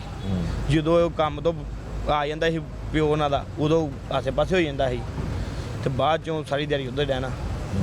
ਅੱਛਾ ਇਹ ਦੱਸੋ ਵਜ੍ਹਾ। ਕਿ ਪਹਿਲੇ ਉਹਦੀ ਬੀਵੀ ਮੁਦਈ ਬਣ ਗਈ ਮੁਕੱਦਮੇ ਦੀ, ਹਾਂਜੀ। ਔਰ ਉਹਦੇ ਬਾਅਦ ਫਿਰ ਉਹਦੇ ਭਾਈਆਂ ਨੂੰ ਤੁਹਾਨੂੰ ਉਹ ਰਿਸ਼ਤੇਦਾਰ ਫਿਰ ਅਸੀਂ ਉਹਨੂੰ ਛਾਨੋ ਜਦੋਂ ਆਏ ਨਾ, ਇਹਨਾਂ ਨੂੰ ਨਹੀਂ ਸੀ ਪਤਾ ਕੀ ਮਾਮਲਾ ਤੇ ਉਹਦੇ ਫਿਰ ਅਸੀਂ ਛਾਨੋ ਨੂੰ ਦੱਸਿਆ ਯਾਰ ਇਸ ਤਰ੍ਹਾਂ ਇਹ ਮਾਮਲਾ ਦੀ ਇਸ ਵਜ੍ਹਾ ਤੋਂ ਕਤਲ ਹੋਇਆ। ਫਿਰ ਅਸੀਂ ਜੋ ਬੁੜੀ ਕਹਿੰਦੀ ਮੈਂ ਕੇਸ ਨਹੀਂ ਕਰਨਾ ਚਾਹੁੰਦੀ ਕਿਉਂ ਮਾਰਿਆ ਤੇ ਉਹਨੇ ਹੀ ਉਹਦੇ ਬਾਹਰੋਂ ਬਾਹਰ ਛੁੱਟਣਾ ਚਾਹੁੰਦੀ ਸੀ। ਉਹ ਫਿਰ ਅਸੀਂ ਕਹਿ ਕੇ ਤੇ ਫਿਰ ਅਸੀਂ ਨਾਲ ਲੱਗ ਕੇ ਤੇ ਜਿਹੜਾ ਹੈਗਾ ਉਹਦੇ ਭਰਾ ਨੂੰ ਮਦਈ ਬਣਾਇਆ ਤੇ ਉਹਨੂੰ ਅਸੀਂ ਫਿਰ ਆਪ ਅਸੀਂ ਕਹੇ ਮਦਈ ਮੁਜਰਮ ਤੇ ਨਾ ਮਦਈ ਬਣ ਸਕਦਾ। ਹਾਂ ਤੇ ਜੇ ਹੁਣ ਮੁਜਰਮ ਕਤਲ ਕਰਨਾ ਜੇਲ੍ਹ ਚਲੇ ਗਏ ਨੇ। ਹਾਂ ਕੀ ਉਹ ਹੋਣਾ ਜੇਲ੍ਹ ਚਲੇ ਚਾਹੀਦਾ? ਗਏ। ਹੋਣਾ ਇਹ ਚਾਹੀਦਾ ਜੋ ਉਹਨਾਂ ਦੇ ਹੱਕ ਦੀ ਸਜ਼ਾ ਹੈ ਉਹਨੂੰ ਇਨਸਾਫ ਮਿਲਣਾ ਚਾਹੀਦਾ। ਕਿੰਨੇ ਲੋਕਾਂ ਅਸੀਂ ਨੂੰ ਤੇ ਇਸ ਕਰਕੇ ਪੁਲਿਸ ਨੇ ਜੇਲ੍ਹ ਭੇਜਿਆ? ਇਹ ਹੈਗੇ ਨੇ ਤਕਰੀਬਨ 3 ਉਹ 5 ਨੇ ਲੋਕ ਨੇ ਤੇ 2 ਇੱਕ ਜਿਹਨੇ ਪਿਸਤੌਲ ਨਾਲ ਦਿੱਤਾ ਸੀ, ਇੱਕ ਉਹ ਹੈ ਜਿਹਨੇ ਦੋਨਾਂ 5 ਲੋਕ ਪਿਸਤੌਲ। ਨੇ। ਹਾਂ 5 ਜਣੇ ਨੇ। ਬੇਟੀ ਵੀ ਗ੍ਰਿਫਤਾਰ ਕਰਕੇ ਹਾਂਜੀ। ਉਹ ਵੀ ਮੁਲਵਸ ਸੀ ਜਾਂ ਯਕੀਨਨ ਉਹਨੂੰ ਵੀ ਪਤਾ ਹਾਂਜੀ ਹੋਏਗਾ। ਉਹ ਵੀ ਮਨਾ ਲਓ ਇਸ ਤਰ੍ਹਾਂ ਹੀ ਹੈ। ਠੀਕ ਹੈ ਤੇ ਪੁਲਿਸ ਨੇ ਇਨਸਾਫ ਠੀਕ ਕੀਤਾ? ਪੁਲਿਸ ਨੇ ਇਨਸਾਫ ਸਹੀ ਮੈਰਿਟ ਤੇ ਕੀਤਾ ਜਿਹੜਾ ਇਹਨਾਂ ਦਾ ਹੱਕ ਬਣਦਾ ਸੀ। ਠੀਕ ਹੈ ਇਨਵੈਸਟੀਗੇਸ਼ਨ ਠੀਕ ਹੋਈ? ਹਾਂ ਬਿਲਕੁਲ ਬਿਹਤਰ ਹੋਇਆ। ਤੇ ਕੁਝ ਹੋਰ ਕਹਿਣਾ ਚਾਹੁੰਦੇ ਹੋ ਕੀ ਹੋਣਾ ਚਾਹੀਦਾ? ਅਸੀਂ ਤੇ ਇਹ ਕਹਿਣਾ ਚਾਹੁੰਦੇ ਇਹਨੂੰ ਇਨਸਾਫ ਮਿਲਣਾ ਚਾਹੀਦਾ ਹੈ। ਨਾ ਤੇ ਅਸੀਂ ਉਹਦੇ ਕਿਸੇ ਦੇ ਖਿਲਾਫ ਨਹੀਂ ਹੈਗੇ। ਅਸੀਂ ਤੇ ਇਹ ਇਨਸਾਫ ਜਿਹੜਾ ਉਹਦੇ ਮਾਰ ਕੇ ਤੇ ਬਾਹਰੋਂ ਬਾਹਰੀ ਛੁੱਟਣ ਦੇ ਚੱਕਰ ਜੀ ਤੇ ਅਸੀਂ ਪੈ ਲਾ ਕੇ ਫਿਰ ਅਸੀਂ ਕਿਹਾ ਯਾਰ ਇਨਸਾਫ ਉਹ ਤੈਨੂੰ ਮਿਲਣਾ ਚਾਹੀਦਾ ਤੇ ਇਨਸਾਫ ਹੋਣਾ ਚਾਹੀਦਾ। ਜਿਹੜਾ ਉਹਨਾਂ ਦਾ ਹੱਕ ਬਣਦਾ ਉਹਨਾਂ ਨੂੰ ਸਜ਼ਾ ਉਹਨਾਂ ਨੂੰ ਮਿਲਣੀ ਚਾਹੀਦੀ। ਸਾਡਾ तो यही मैरिट है। बिल्कुल ठीक है। ये वो करीबी रिश्तेदार हैं जी मकतूल सरवर के, जिनका ये कहना है कि बीवी चाहती थी कि बेटी की पसंद की शादी हो जाए और उसमें बेटा भी मुलव्वस हुआ, उसमें वो जिसके साथ वो बेटी की शादी करना चाहती थी वो भी मुलव्वस हुआ। 5 लोग जो हैं टोटल वो इसमें मुलजिम करार पाए हैं पुलिस की इन्वेस्टिगेशन में। लेकिन बाप जिसने बेटे को एक दफ़ा बड़ा बीमार होता है, उसको बड़ी मेहनत मजदूरी करता था, उसने अपने बेटे का बड़ा जो है वो ख्याल किया, उसका इलाज मुआवजा कराया। हर बाप जो है वो इसी तरह से करता है। लेकिन उसी बेटे ने अपनी एक छोटी सी ख्वाहिश के लिए कि जहाँ पे बहन की वो शादी कर रहा था, अपने उस लड़के की बहन के साथ जो है वो ख़ुद शादी करने का ख्वाहिशमंद था और उसने बाप को जो है अपने हाथों से कत्ल कर दिया और उसकी माँ और मकतूल की जो बीवी थी वो भी साथ रही। तो ये तमाम मामला जो है वो पुलिस ने इन्वेस्टिगेट किया तो उसके बाद इन तमाम मुलज़मान को जेल में भिजवाया गया। अब हम आपको उस सबसे अहम शख्स की जिसका भाई इस दुनिया से चला गया उससे बात करवाते हैं। इसी ने ये सारा इंकिशाफ किया कि कातिल कोई और नहीं, उसका अपना ही ख़ानदान, अपना ही बेटा, अपनी ही उसकी बीवी और बेटी भी इस केस में मुलव्वस हैं। ये भाई है मकतूल का और इसका क्या कहना है ये हम आपको इसकी ज़ुबानी सुनवाते हैं। अच्छा दसो जी की ਤੁਹਾਡਾ ਨਾਮ ਹੈ? ਮੇਰਾ ਨਾਮ ਮੁਹੰਮਦ ਸੁਲਤਾਨ ਹੈ ਜੀ। हैं जी ਮੁਹੰਮਦ ਸੁਲਤਾਨ। मोहम्मद सुल्तान। हाँ जी। सुल्तान साहब की होया सी? ਭੈਣ ਮੈਂ ਨਾ ਰਹਿਣਾ ਚੁੰਗੇ ਦੇ ਅੰਮ੍ਰਿਤਸਰ ਤੋਂ। ਮੇਰੀਆਂ ਤੇ ਨਾ ਬੱਚੀਆਂ ਮੇਰੀਆਂ ਨੇ। अच्छा ਮੇਰੀਆਂ ਬੱਚੀਆਂ ਨੇ ਤਕਰੀਬਨ ਮੈਨੂੰ ਫੋਨ ਕੀਤਾ ਕੋਈ 3:30 ਵਜੇ। ਹਾਂ। ਅੱਬੂ ਆ ਚਾਚੂ ਨੂੰ ਨਾ ਕੋਈ ਫੈਰ ਮਾਰ ਗਿਆ। ਅਸੀਂ ਯਕਦਮ ਮੇਰੇ ਸਹੁਰਿਆਂ ਨੂੰ ਮੈਂ ਸਾਰਿਆਂ ਨੂੰ ਆਪਣੇ ਨੂੰ ਤਲਾਹ ਕੀਤੀ, ਇਕੱਠਿਆਂ ਕੁੱਠਿਆਂ ਕਰਦਿਆਂ ਨਾਲ ਅਸੀਂ ਹੋ ਗਏ ਥੋੜੇ ਲੇਟ। ਸਾਡੇ ਆਉਣ ਤੋਂ ਪਹਿਲਾਂ ਨਾ ਸਾਹਬ ਹੋਣੀ ਨਾ ਲਾਸ਼ ਜਿਹੜੀ ਨਾ ਲੈ ਗਏ ਨੇ ਚੁੱਕ ਕੇ ਪੋਸਟਮਾਰਟਮ। ਠੀਕ ਹੈ ਬਾਅਦ 'ਚ ਅਸੀਂ ਉੱਥੇ ਗਏ ਮਹੱਲੇ, ਸਾਨੂੰ ਪਤਾ ਲੱਗਾ ਜੀ ਇਹ ਵਾਕਿਆ ਹੋਇਆ ਤੇ ਇਹ ਬਾਤ ਹੈ। ਉਹਨਾਂ ਆਪ ਹੀ ਮਾਰ ਕੇ ਨਾਲ ਸਾਨੂੰ ਇਹ ਕਹਿ ਰਹੇ ਨੇ ਵੀ ਸਾਨੂੰ ਨਹੀਂ ਪਤਾ ਕੌਣ ਫੈਰ ਮਾਰ ਗਿਆ। ਸਾਨੂੰ ਕੋਈ ਪਤਾ ਨਹੀਂ ਫੈਰ ਕੌਣ ਮਾਰ ਗਿਆ। ठीक है। ਬੇਟਾ ਉਹਦਾ ਜਿਹੜਾ ਫੋਨ ਲਾ ਕੇ ਸੌ ਰਿਹਾ, ਨਾ ਉਹਦੀਆਂ ਅੱਖਾਂ 'ਚ ਆਂਸੂ, ਨਾ ਲੈਣਾ ਨਾ ਦੇਣਾ, ਨਾ ਕੋਈ ਐਸੀ ਗੱਲ ਤੇ ਹੈ। ਸਰਵਰ ਤੁਹਾਡੇ ਤੋਂ ਅਲੱਗ ਰਹਿੰਦਾ ਸੀ? ਹਾਂਜੀ, ਉਹ ਇੱਥੇ ਚੁਕਾਨੇ ਰਹਿੰਦਾ ਸ਼ੁਰੂ ਤੋਂ। ਨਾਨਕਿਆਂ ਨੂੰ ਅਸੀਂ 2 ਮਹੀਨਿਆਂ ਦਾ ਜਦੋਂ ਮੇਰੇ ਨਾਨਕੇ ਨੇ ਲੈ ਲਿਆ ਸੀ। ਠੀਕ ਹੈ, ਤੇ ਕੰਮਕਾਜ ਕੀ ਕਰਦਾ? ਕੰਮ ਅਸੀਂ ਮਜ਼ਦੂਰੀ ਕਰਨੇ ਸਾਂ, ਲੈਂਟਰ ਲੂੰਟਰ ਚ ਉਹ ਵੀ ਅੱਛਾ, ਮਜ਼ਦੂਰ। ਕੰਮ ਇੱਕੋ ਹੀ ਹੈ ਤੁਹਾਡਾ ਵੀ ਉਹੀ ਹੈ? ਹਾਂਜੀ, ਉਹ ਕਸਾਈਆਂ ਦਾ ਵੀ ਕਰ ਲੈਂਦਾ ਸੀ, ਸਰੀਆ ਦਾ ਵੀ ਕਰ ਲੈਂਦਾ ਸੀ, ਲੈਂਟਰ ਚੁੱਕਣ ਦਾ ਜੱਕਾ ਨਾਲ ਉਹ ਵੀ ਕਰ ਕਿੰਨੀ ਕੁ ਲੈਂਦਾ। ਉਮਰ ਸੀ? ਉਮਰ ਹੈ ਸੀ ਕੋਈ ਮੇਰਾ 50-55 ਸਾਲ ਉਹਦੀ। 50-55 ਸਾਲ। ਹਾਂਜੀ। ਅੱਛਾ, ਫਿਰ ਉਹ ਜਦੋਂ ਤੁਹਾਨੂੰ ਪਤਾ ਲੱਗਦਾ ਹੈ ਹਾਂਜੀ। ਕਿ ਬੇਟਾ ਰੋ ਨਹੀਂ ਰਿਹਾ, ਹਾਂਜੀ, ਅਸੀਂ ਉਦੋਂ ਹੀ ਸਮਝ ਗਏ ਵੀ ਇਹ ਬਾਹਰ ਦਾ ਬੰਦਾ ਕੋਈ ਨਹੀਂ, ਇਹ ਘਰ ਦੇ ਮੁਲਾਵਸ ਨੇ। ਤੁਹਾਨੂੰ ਵਜ੍ਹਾ ਉਸ ਤੋਂ ਪਹਿਲੇ, ਉਹਦੇ ਮਰਨ ਤੋਂ ਪਹਿਲੇ ਪਤਾ ਸੀ ਕਿ ਬੀਵੀ ਉਹਦੀ ਕਿਤੇ ਸ਼ਾਦੀ ਕਰਨਾ ਚਾਹਦੀ? ਉਹਦੀ ਬੱਚੀ ਦਾ ਨਾ ਰੌਲਾ ਹੈਗਾ ਸੀ, ਪਹਿਲੇ ਇਹਨਾਂ ਨਾਲ ਲੜੇ ਨੇ ਮੇਵਾਂ ਦੇ ਮੁੰਡੇ ਨਾਲ, ਉਹਨੇ ਮਾਰਿਆ ਮੁਰਿਆ, ਥਾਣੇ ਵੀ ਫੜਾਇਆ, ਤੇ ਫਿਰ ਇਹਨਾਂ ਦੀ ਸੁਲ੍ਹਾ ਵੀ ਹੋ ਗਈ ਹੈ। ਹਾਂ। ਬਾਅਦ ਚ ਇਹਨਾਂ ਦੇ ਨਾਲ ਸੁਲ੍ਹਾ ਹੋ ਗਈ ਹੈ, ਬਾਅਦ ਚ ਕੋਈ ਗੱਲਬਾਤ ਨਹੀਂ। 6 ਮਹੀਨੇ ਨਾਲ ਇਹਨਾਂ ਦੀ ਪਲੇਮ ਚੱਲਦੀ ਰਹੀ ਹੈ, ਤੇ ਜਦੋਂ ਕੋਈ ਹਿਸਾਬ ਲੱਗਾ ਨਾ ਅਸੀਂ ਇਹਨੂੰ ਮਾਰ ਦਿਆਂਗੇ। ਮਿਓ ਦੇ ਮੁੰਡਿਆਂ ਨੂੰ, ਇਹਨੇ ਮੇਵਾਂ ਦੇ ਮੁੰਡੇ ਨੂੰ ਕਿਹਾ ਵੀ ਤੂੰ ਇਹ ਮੈਨੂੰ ਸਰੋਂ ਨੂੰ ਮਾਰ ਦੇ ਤੇ ਮੈਂ ਤੈਨੂੰ ਕੁੜੀ ਦਾ ਰਿਸ਼ਤਾ ਦੇ ਦਿਆਂਗੀ। ਅੱਛਾ, ਇਹ ਗੱਲ ਤੇ ਇਹ ਬਾਤ। ਠੀਕ ਹੈ। ਫਿਰ ਤੁਹਾਨੂੰ ਸ਼ੱਕ ਕਿਸ ਤਰ੍ਹਾਂ ਹੁੰਦਾ ਹੈ? ਪਰਚਾ ਤੇ FIR ਜਿਹੜੀ ਹੈ ਹਾਂਜੀ ਉਹ ਬੀਵੀ ਕਰਵਾ ਦਿੰਦੀ ਹੈ ਆਪਣੀ ਮੁਦਈਅਤ ਦੀ? ਹਾਂਜੀ, ਉਹ ਮਦਈਆਂ ਦੀ ਤੁਸੀਂ ਉਦੋਂ ਤਰਫ। ਮੁਦਈ ਨਹੀਂ ਬਣਦੇ? ਹਾਂਜੀ, ਉਹ ਸਾਡੇ ਆਉਣ ਤੋਂ ਪਹਿਲਾਂ ਸਾਰਾ ਕੰਮ ਹੋ ਜਾਂਦਾ, ਕਰਵਾ ਲੈਂਦੀ ਹੈ ਨਾ। ਅੱਛਾ। ਅਸੀਂ ਲੇਟ ਆਣੇ, ਬਾਅਦ ਚ ਫਿਰ ਅਸੀਂ ਰੌਲਾ ਪਾਣੇ ਆ, ਫਿਰ ਅਸੀਂ ਉਹਨੂੰ ਪੇਸ਼ ਕਰਨੇ, ਜਦੋਂ SP ਤੇ ਪੇਸ਼ ਹੁੰਦੇ ਆ, ਫਿਰ ਉਹਨੂੰ ਜਾ ਕੇ ਉਹਨੇ ਕਿਹਾ ਵੀ ਇਹ ਆਪ ਤੇ ਕਾਤਲ ਨੇ ਤੇ ਮਦਈ ਨਹੀਂ ਬਣ ਸਕਦੀ। ਠੀਕ ਹੈ। ਮੈਨੂੰ ਉਹਨੇ ਪੁੱਛਿਆ ਵੀ ਤੂੰ, ਮੈਂ ਕਿਹਾ ਮੇਰਾ ਭਾਈ ਹੈ ਛੋਟਾ, ਉਹਨੇ ਕਿਹਾ ਇਹਨੂੰ ਮਦਈ ਬਣਾਓ। ਠੀਕ ਹੈ। ਹਾਂਜੀ ਹੁਣ ਤੁਸੀਂ ਮੁਦਈ ਬਣ ਗਏ ਹੋ? ਮਤਲਬ ਹਾਂਜੀ। ਅੱਛਾ, ਹੁਣ ਪੁਲਿਸ ਨੇ ਕਿੰਨੀ ਕੁ ਮਦਦ ਕੀਤੀ? ਬੜੀ ਸਾਡੇ ਨਾਲ ਜਿੰਨੀ ਪੁਲਿਸ ਨੇ ਮਦਦ ਕੀਤੀ ਨਾ, ਸਾਨੂੰ ਵੀ ਪਤਾ ਜੀ, ਕਿ ਜੇ ਇੰਨੀ ਹਿੰਮਤ ਨਾ ਕਰਦੇ ਪੁਲਿਸ ਵਾਲੇ ਤੇ ਸਾਡਾ ਭਰਾ ਦਾ ਨਾ ਮੁੱਲ ਕੋਈ ਨਹੀਂ ਸੀ ਪੈਣਾ।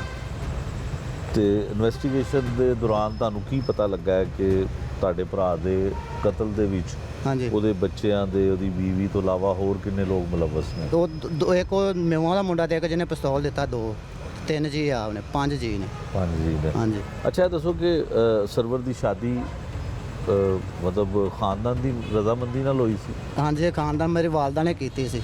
ਵਾਲਦਾ ਨੇ ਹਾਂਜੀ, ਕੀਤੀ? ਇਹਦੀ ਵਾਲਦਾ ਆਪਣੀ ਹਯਾਤ ਪਸੰਦ ਨੇ? ਨਹੀਂ, ਫੌਤ ਹੋ ਗਏ ਨੇ। ਅੱਛਾ। ਇਹਦੀ ਆਪਣੀ ਪਸੰਦ ਸੀ, ਤੇ ਮਾਈ ਮੇਰੀ ਨੂੰ ਇਹਨੇ ਕਿਹਾ ਜੀ ਅੰਮੀ ਮੈਂ ਇੱਥੇ ਸ਼ਾਦੀ ਕਰਾਣੀ, ਉਹਨੇ ਕਿਹਾ ਤੂੰ ਕਰਾ ਲਾ। ਤੇ ਉਹ ਇਹ ਕੋਈ ਰਿਸ਼ਤੇਦਾਰ ਨੇ? ਨਹੀਂ, ਓਬੜ ਸੀ ਅੱਛਾ, ਇਹ, ਗੈਰ ਓਬੜ ਸੀ। ਸਰ। ਹਾਂਜੀ, ਅੱਛਾ, ਤੇ ਕਿੰਨਾ ਅਰਸਾ ਹੋ ਗਿਆ ਸੀ ਸ਼ਾਦੀ ਨੂੰ? ਤਕਰੀਬਨ ਵਾਹਵਾ ਹੀ ਅਰਸਾ ਹੋ ਗਿਆ ਜੀ। 20-25 ਸਾਲ ਹੋ ਹਾਂਜੀ, ਗਏ। ਇੰਨੇ ਕੁ ਹੋ ਗਿਆ ਨੇ। ਤੇ ਕਦੀ ਕੋਈ ਇਖਤਲਾਫ ਇਹਨਾਂ ਦਾ ਨਹੀਂ ਆਇਆ? ਕੋਈ ਨਹੀਂ, ਆ ਜ਼ਿੰਦਗੀ ਦਾ ਪਹਿਲਾ ਹੀ ਹੈ। ਵੈਸੇ ਲੜਦੇ ਲੜਾਉਂਦੇ ਰਹੇ ਨੇ, ਬਾਕੀ ਕਿਸ ਗੱਲ ਤੋਂ ਲੜਾਈ ਹੁੰਦੀ? ਐਵੇਂ ਹੀ ਨਜਾਇਜ਼ ਹੀ ਖਰਚੇ ਤੋਂ ਲੜ ਪਏ, ਉਹ ਕਰਦਾ ਇਹ ਕਰਦਾ। ਸਾਨੂੰ ਵੀ ਇਹਨਾਂ ਲੜਾਈ ਰੱਖਿਆ ਭਰਾਵਾਂ ਨੂੰ, ਅੱਛਾ। ਇੱਕ ਦੂਜੇ ਦੇ ਸਿਰ ਪਾਟੇ ਨੇ। ਸਾਡੇ ਵੀ, ਮੇਰਾ ਵੀ ਪਰਚਾ ਹੋਇਆ, ਮੇਰੇ ਭਰਾ ਦਾ ਵੀ ਹੋਇਆ, ਭਤੀਜੇ ਦਾ ਵੀ ਹੋਇਆ, ਸਾਡੀ ਭਰਜਾਈ ਨੇ ਲੜਵਾਤਾ। ਆਪਸ ਵਿੱਚ ਲੜ ਪਏ ਭਰਾ? ਹਾਂਜੀ, ਇਹਨੇ ਕਿਹਾ ਵੀ ਇਹ ਮਿਲਣਾ, ਅਸੀਂ ਨਹੀਂ ਮਿਲਦੇ ਰਹੇ, ਫਿਰ ਇਹ ਵਜ੍ਹਾ ਤੋਂ ਸਾਨੂੰ ਅਸੀਂ ਮਿਲੇ ਉਹਨੂੰ, ਅੱਛਾ, ਇਹ ਵਾਕਿਆ ਦੇ ਨਾਲ ਅਸੀਂ ਉਹਨੂੰ ਮਿਲੇ ਆ। ਠੀਕ ਹੈ। ਅੱਛਾ, ਮੈਨੂੰ ਇਹ ਦੱਸੋ ਕਿ ਜਿਹੜਾ ਸਾਰੀ ਤਫਤੀਸ਼ ਹੋ ਗਈ ਹਾਂਜੀ ਔਰ ਜਦੋਂ ਮੁਲਜ਼ਮ ਸਾਰੇ ਫੜੇ ਗਏ ਹਾਂਜੀ ਤੇ ਤੁਹਾਡੇ ਭਾਈ ਦੇ ਬੇਟੇ ਨਾਲ ਤੁਹਾਡੀ ਮੁਲਾਕਾਤ ਹੋਈ, ਉਹਨੂੰ ਕੋਈ ਬਾਪ ਨੂੰ ਕਤਲ ਕਰਨ ਤੇ ਕੋਈ ਸ਼ਰਮਿੰਦਗੀ ਹੈ ਸੀ? ਬਥੇਰੇ ਉਹਨੂੰ ਬਥੇਰਾ ਕਿਹਾ, ਉਹ ਮੈਨੂੰ ਇਹ ਕਹਿੰਦਾ ਤਾਇਆ ਮੈਨੂੰ ਨਹੀਂ ਪਤਾ, ਤਾਇਆ ਮੈਨੂੰ ਨਹੀਂ ਪਤਾ, ਮੈਂ ਅਸੀਂ ਨਹੀਂ ਮਾਰੇ, ਸਾਨੂੰ ਨਹੀਂ ਪਤਾ। ਮੈਂ ਕਿਹਾ ਚਾਹੋ ਮੰਜੀਆਂ ਤੁਹਾਨੂੰ ਨਹੀਂ ਪਤਾ, ਤੇ ਬਾਹਰ ਦਾ ਬੰਦਾ ਬਾਹਰੋਂ ਵੀ ਨਹੀਂ ਆ ਸਕਦਾ ਕੋਈ, ਤੁਸੀਂ ਆਪ ਹੀ ਮਾਰੇ ਨੇ।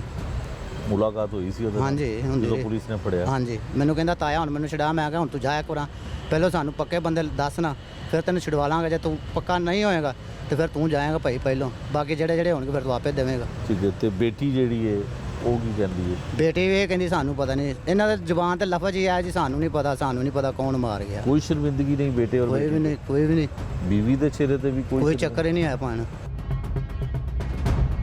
ਕੋਈ ਸਮਝ ਲਓ ਸਾਡੀਆਂ ਮੇਰੀਆਂ ਭੈਣਾਂ, ਮੇਰੀਆਂ ਰਿਸ਼ਤੇਦਾਰ ਪਿੱਟ ਕੇ ਮਾਰ ਗਏ ਨੇ, ਇਹਨਾਂ ਦੇ ਪਰਵਾਹ ਹੀ ਨਹੀਂ ਗੀ।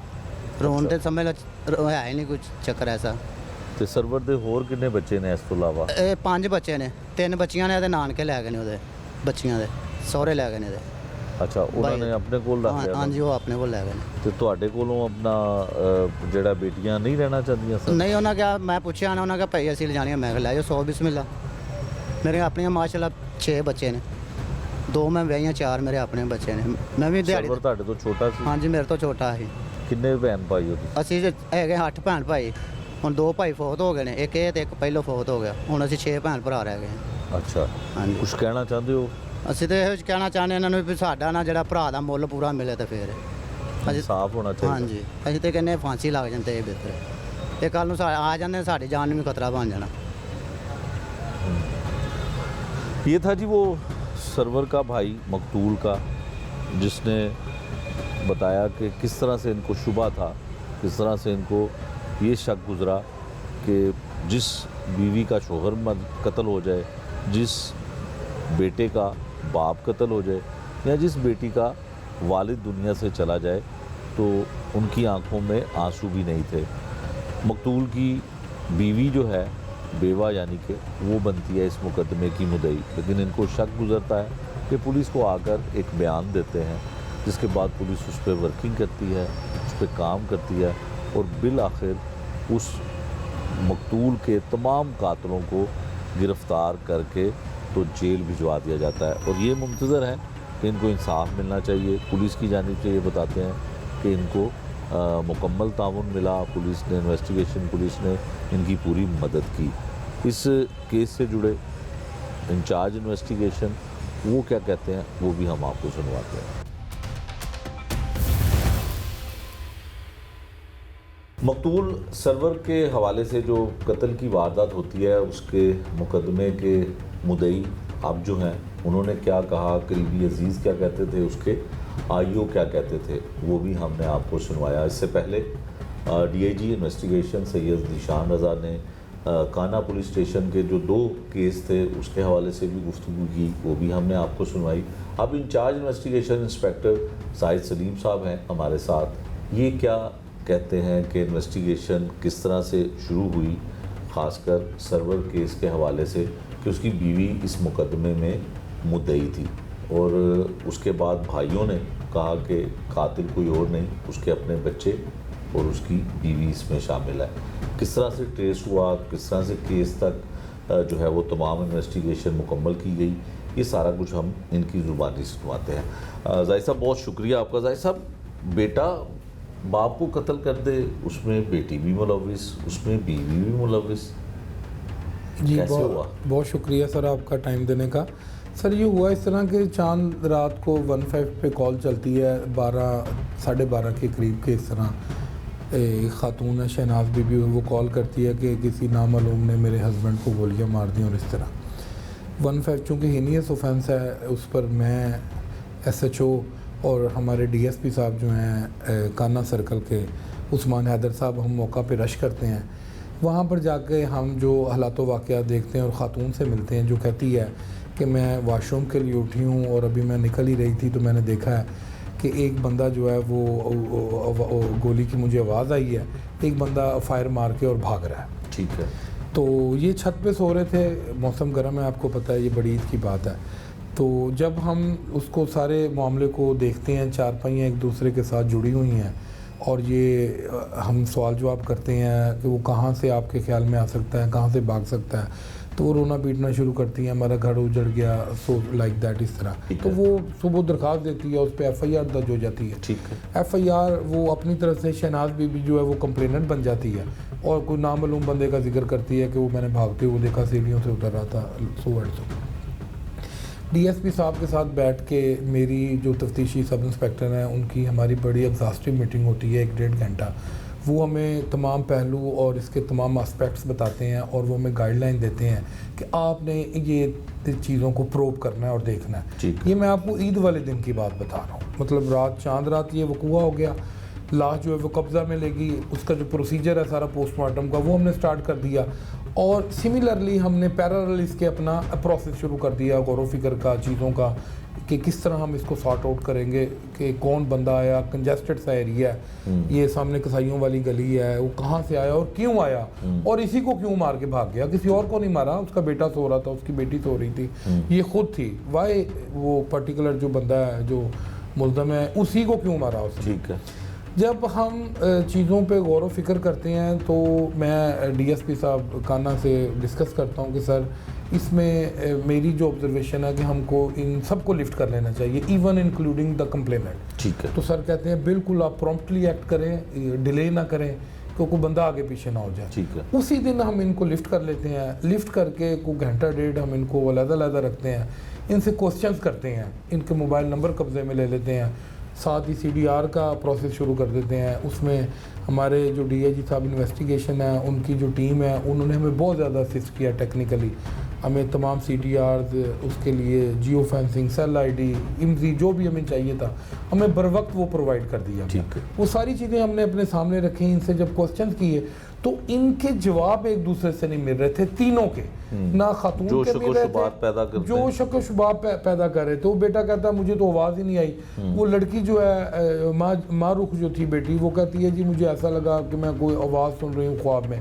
तो मैंने खातून से कहा कि जब आप निकली हैं, जब आप उठ के गई हैं वॉशरूम की तरफ, तो आपने कोई बंदा नहीं देखा? तो कहती मैंने कोई नहीं देखा। जब आप निकली हैं तो जब आप अंदर थी आपने कोई आवाज़ सुनी, आप बाहर निकले हो? कहती नहीं, वो मुझे बस अजीब सा लगा कि शायद कोई आवाज़ था।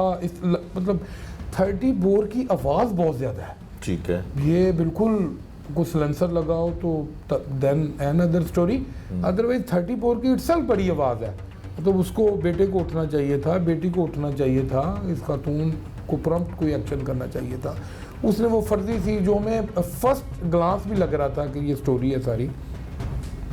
जब मज़ीद हमने ह्यूमन इंटेलिजेंस के ज़रिए चीज़ों को गैदर किया, इनको हमने लिफ्ट कर लिया, ह्यूमन इंटेलिजेंस हमने गैदर किया, तो बड़े होशरुबा इंकशाफात आने शुरू हो गए कि ये इधर कोई सीन बिल्कुल डिफरेंट है। ये जो खातून बीबी है, इधर एक कोई लड़का नामी वो इनके घर आता है, इसकी बेटी से उसका कोई ताल्लुक़ है और वो इस तरह की कोई शादी का कोई सीन चला रहा है। तो वो जो सर्वर मरने वाला है वो उसको नहीं पसंद करता। ठीक है, बाप की मर्जी है, बाप की ऑफ कोर्स उसको होगा बेहतर मुस्तकबिल के लिए वो जो भी सारा।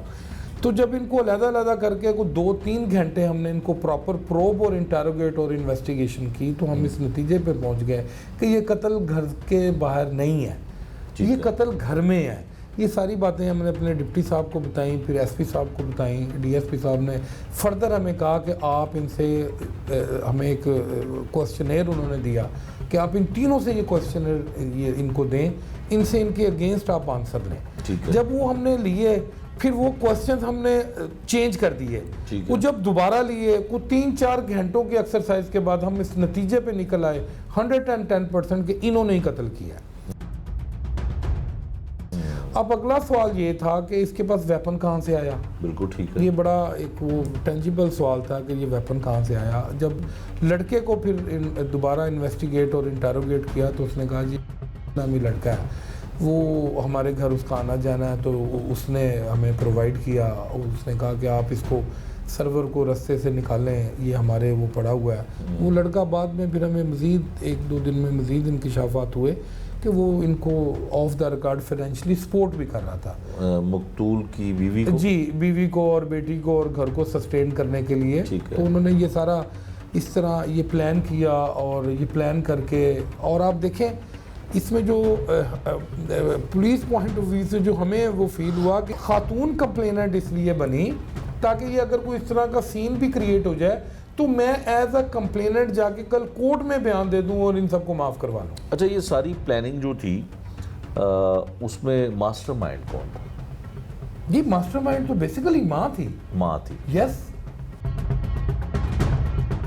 उसी ने चीज़ों को आप देखें ना, उसी ने चीज़ों को एग्रावेट किया, उसी ने चीज़ों को मैनेज किया। हाउ इज़ इट पॉसिबल कि जो घर की सरबराह है वो घर के सरबराह को मारने के लिए कह रही है। बड़ी प्लानिंग थी, बहुत बड़ी प्लानिंग है ये। This is not a small task. आप देखें उसने पूरा मैनेज किया। ये को 20-25-30 दिनों से ये चीज़ें कुक हो रही थी। ये तकरीबन को 3-4 माह से उस लड़के के घर में एंट्री थी और वो सारी चीज़ें प्लान के साथ चल रही थी कि किस तरह हमने कौन सा मौका देखना है, कौन सा वक्त चूज। आप देखिए रात का वो पहर चूज किया गया तकरीबन 12-1 बजे जब छत पे सारे सोए हुए थे। मोहल्लेदारों से भी पूछा, इधर उन्होंने कहा जी बिल्कुल आवाज़ आई है, लेकिन हमें कुछ समझ नहीं आई कि ये को बाहर से हमने बाहर किसी को जाते नहीं देखा। 2 फायर होना, फिर उनका बयान देना कि जी हमें आवाज़ नहीं आई। ये बड़ी सारी आप बड़ी वो थी चीज़ें जिस पे मज़ीद वर्क करके उसको पॉन्डर करके उसको डिग आउट करके ये चीज़ें सारी मंजर आम पर आई। फिर उस खातून को प्रॉपर जो भी कंप्लेनेंट थी कि ये एक सारा किस तरह हुआ, वो कहती थी जी हम तंग थे, ऐसा था वैसा था, ये अच्छा नहीं था। अगर वो अच्छा नहीं था तो ये this is not the way. किसी को जान से मार देना ये तो वो नहीं है, उसका कोई सोल्यूशन नहीं है। या वो घर का सरबराह था, अगर वो अपने बेटे या बेटी की नहीं, अगर वो समझता है कि वो लड़का इस काबिल था या वो फैमिली में नहीं वो समझ रहा था कि इसको हमें बेटी का रिश्ता देना चाहिए, तो आप ये देखें ये बेसिकली तो रिश्तों पर से भी एतमाद उठा दिया गया। ये इतना तकलीफ दे वाक़या था कि जिस अब आप घर में ही सेफ नहीं है ना, आपकी बीवी प्लान अपने बेटे और बेटी के साथ कुक कर रही है घर के अंदर ही, तो this is very hard for a family. बिल्कुल। तो साथ अच्छा, ये बताइएगा जाहिर साहब, 3 बेटियां और भी हैं इस बच्ची के अलावा, तो उनमें से कोई किसी को पता हो कि ये प्लान कर नहीं, वो छोटी हैं जी, वो छोटी। एक 6 साल की थी और एक आई थिंक 3 या 2-2.5-3 साल की है।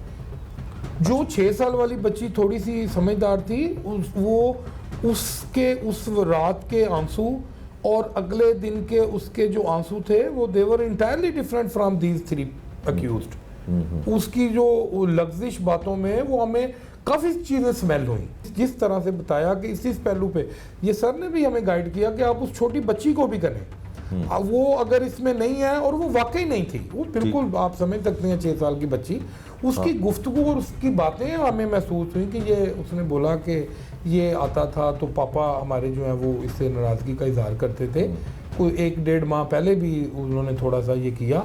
इस खातून ने, इसके बेटे ने और इसकी बेटी ने ये तमाम चीज़ें हमसे छुपाई, और वो जो 6 साल बच्ची थी वो ज़ाहिर है इनोसेंट, आप जो लाइक एंजल, वो सारी चीज़ें बताता है छोटा बच्चा जो होता है, तो उसने हमें कुछ उसकी तरफ से भी हमें रहनुमाई मिली। फिर हमने इन पर प्रॉपर जब हमने वो किया इन्वेस्टिगेट, तो अल्लाह पाक ने हमें, मौला पाक ने बड़ी, मैं समझता हूँ कि ये हमारी टीम की बड़ी अचीवमेंट थी। जजाई साहब, यकीनन आपकी टीम की और आपकी ये कामयाबी है कि इस तरह का कत्ल जिस पे जो कम से कम ऐसे रिश्तों पे शक नहीं गुजरता कि ये कातिल हो सकते हैं। बाप को मारना, बीवी की जानिब से शोहर के लिए ऐसी प्लानिंग करना मुमकिन नहीं है।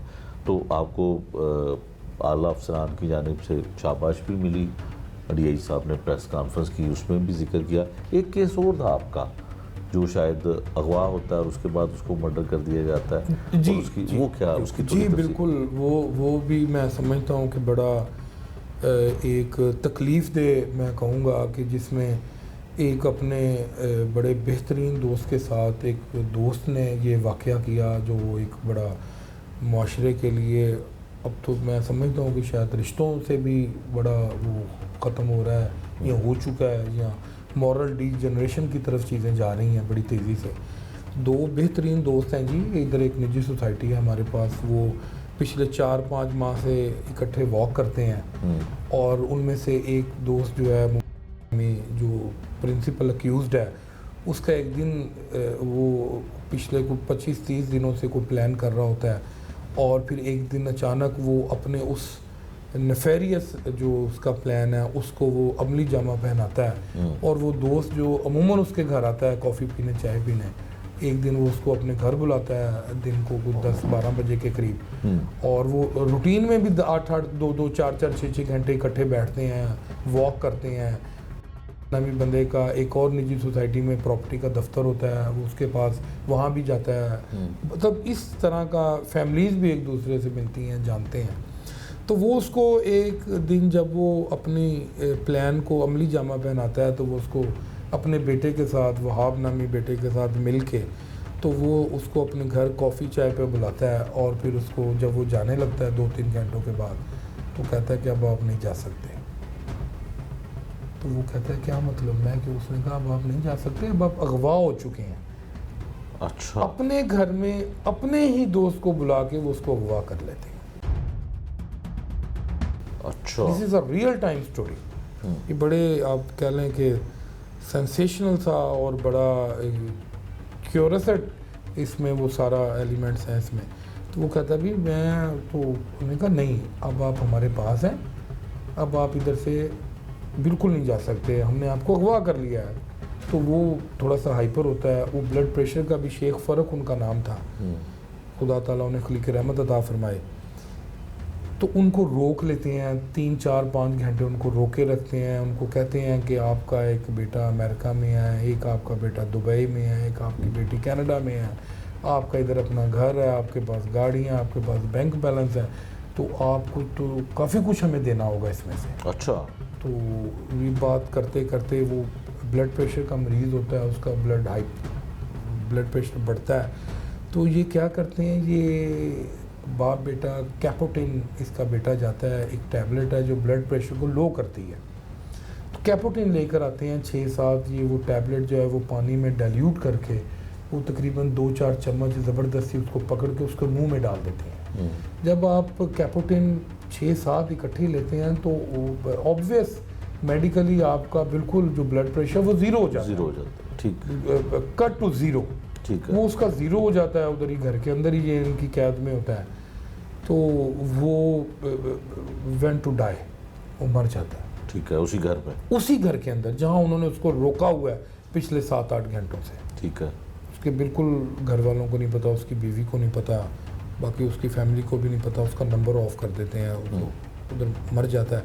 अब इसको मज़ीद कंफर्म करने के लिए कि क्या ये मर चुका है, ये उसके गले में एक शर्ट डाल के खींचते हैं कंफर्म करने के लिए कि ये मर चुका है। जब इनकी वहाँ से भी तसल्ली नहीं होती तो ये दौराने इन्वेस्टिगेशन, पहले इंटेरोगेशन और फिर इन्वेस्टिगेशन में बताते हैं कि फिर हमने उसको थ्रॉटल किया, उसको हाथों से दबाया गले को कि कंफर्म हो गया कि अब ये मर चुका है। अब ये एक ऑफेंस के बाद इन्होंने दूसरा ऑफेंस कर दिया। उसके बाद आप देखें कि ये अगला हॉरिबल, मैं तो समझता हूँ बड़ा खौफनाक और बड़ा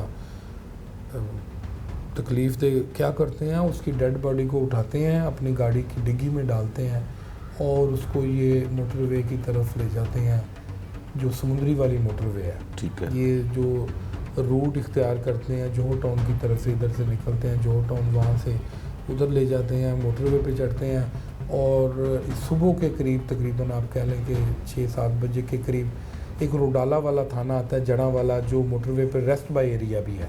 ये रेस्ट बाय एरिया की बैक साइड पे उसकी डेड बॉडी को फेंकते हैं और जो पेट्रोल जी यहाँ से लेके जाते हैं बोतल में, उसके ऊपर पेट्रोल छिड़कते हैं और उसको आग लगा देते हैं। ये तीसरा ऑफेंस करते हैं, इतनी बेदर्दी के साथ बेरहमाना ये काम करते हैं। उसके बाद ये वहीं से निकलते हैं मुल्तान, जहाँ की बीवी और बाकी फैमिली रहती है। ये वहाँ को आधा घंटा स्टे करते हैं और उसी तरह ही वापस आ जाते हैं। आप देखें कि ये एक दिन के अंदर ही ऑलमोस्ट सारा प्रोसेस पूरा कर लेते हैं। ठीक है। वापस आते हैं, वापस आके कंप्लेनेंट के साथ पुलिस के पास आके FIR लॉन्च करवाते हैं कि हमारा दोस्त और उसका जो खातून है उसका खामन मिसिंग है, वो कहाँ चला गया, वो क्या बना, सो सारा इस तरह। तो जब ये सारी चीज़ें आती हैं फिर पुलिस अपना वर्क शुरू करती है। हम लोकल कैमरास देखते हैं, हम सेफ सिटी देखते हैं, हमें एक ऐसा नंबर मिलता है इनकी, जब हम CDR लेते हैं मगवी की, तो उनके अंदर एक ऐसा नंबर होता है, हमें उस पर शक गुजरता है, हम उस बंदे तक पहुंचते हैं। जब उससे पूछते हैं तो वो कहता है कि ये तो मेरे नाम की सिम है, तो ये तो मैंने 20-22 दिन पहले एक शख्स है इधर निजी सोसाइटी में रहता है उसको दी हुई है। तो हम पूछते हैं कि आपने क्यों दी, तो वो कहता है मैं बच्चों को पढ़ाता हूँ सोसाइटी में कुरान पाक, तो उसने कहा कि तुम गरीब आदमी हो तो मैं तुम्हें ऑनलाइन कोई अच्छी जॉब लेके देता हूँ, तो ऐसे करो अपने शनाख्ती कार्ड से मुझे एक सिम निकलवा दो, तो मैं उसे सिम निकलवा देता हूँ। इट मीन्स कि दे वर प्लानिंग सिंस 1 month और मोर देन दैट। तो वो कहता है मैंने उसको दी है, जब वो बताता है कि उस शख्स को दी है, फिर हम उसका CDR लेते हैं, उससे उसके बेटे का CDR लेते हैं, फिर हम उस पर वर्क शुरू कर देते हैं। उसके लिए हमें टेक्निकल असिस्टेंस, लॉजिस्टिक असिस्टेंस, तमाम की तमाम DIG साहब इन्वेस्टिगेशन की तरफ से बर वक्त और फिल फॉर सारी पहुंचा दी जाती है। उसके साथ जब हम ये सारी चीज़ों को करते हैं तो हम इन दोनों बंदों पे जो कंप्लेनेंट के साथ आते हैं, हमें शक गुजरता है आपकी प्रेजेंस कहाँ थी, CDR सामने रखते हैं, इस वक्त क्या हुआ, इस वक्त क्या हुआ, क्योंकि सेल ID जो हम जियो फेंसिंग के जरिए उठाते हैं वो मगवी की सेल ID उधर ही होती है, इनकी सेल ID भी उधर होती है। लोकेशन तो लामाला ज़ाहिर है, एक ही वो टावर है, तो फिर सेल ID उसकी भी उधर। इसकी ये जब हम क्वेश्चन वो कहते हैं जी हम तो आपके सामने हैं, हमारी गाड़ी भी इधर खड़ी है, हम तो कहीं गए नहीं।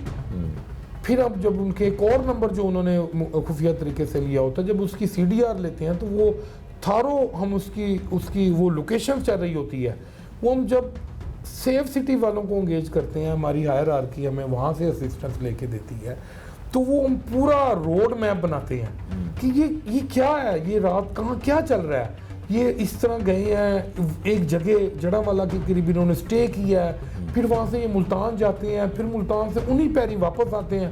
What the thing is cooking, ये सारा क्या है। जब ये चीज़ें हमारे सामने आती हैं तो फिर हम इन पर प्रॉपर वर्क करते हैं, प्रॉपर चीज़ें अनफोल्ड होती हैं और सुबह हम कामयाब हो जाते हैं।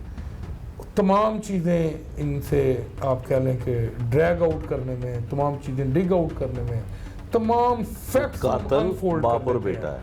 कातिल बाप और बेटा निकलते हैं। ठीक है। और हम इस उस पे शख्स ये भी को तो केस नहीं बचा सके, लेकिन अल्लाह ताला ने, मौला पाक ने हमारी मदद की। हमने वो तमाम हकाइक, ये भी हमने 48 घंटों के अंदर तमाम चीज़ें निकाल ली। फिर हमने वो थाना लोकेट किया कि उस जगह को थाना कौन सा लगता है।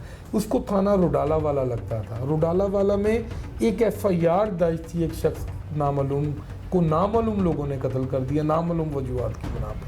वो नामालूम शख्स यही जालिम लोग थे, और जो मरने वाला था वो शेख जो थे वो हमारे मगवी थे। शेख फरक साहब जो मरने वाले थे, वो नामालूम जो शख्स था वो हमारा मगवी था, और जो नामालूम मारने वाले थे वो यही बाप बेटा थे। और CCPO साहब की तरफ से हमें रिवार्ड और CC1 दिया गया, और DIG साहब इन्वेस्टिगेशन लाहौर ज़ीशान रज़ा साहब की तरफ से हमें CC2 दिया गया और रिवार्ड दिया गया। I am thankful to my higher command. ठीक है जी।